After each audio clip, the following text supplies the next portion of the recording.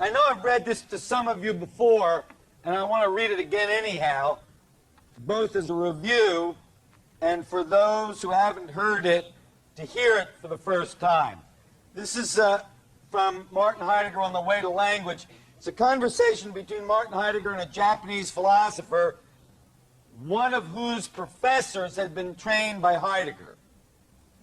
So the Japanese says, "We Japanese do not think it strange if a dialogue leaves undefined what is really intended, or even restores it back to the keeping of the undefinable." Heidegger responds, "That is part, I believe, of every dialogue that has turned out well between thinking beings." What Heidegger means by thinking is very much different than what an anybody self means by thinking. As if of its own accord, Heidegger says, it can take care that that undefinable something not only does not slip away, but displays its gathering force ever more luminously in the course of the dialogue. That's the methodology of the seminar. That's the methodology of transformation. Not a definition, not a description, not a narrative, not a story, not an understanding, not information.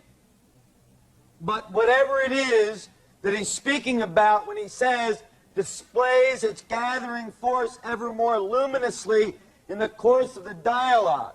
And he doesn't mean display like something to look at, but rather something to be. The Japanese response, "Our dialogues with our teacher probably failed to turn out so well. We younger men challenged him much too directly to satisfy our thirst for handy information. We are a culture that listens for handy information. Something's useless if you can't use it, isn't it?" You see, maybe what empowers people cannot be used by them. Maybe we need a kind of listening that can be present for what is powerful and not useful. Heidegger responds, "Thirst for knowledge and greed for explanations never lead to a thinking inquiry, transformational inquiry.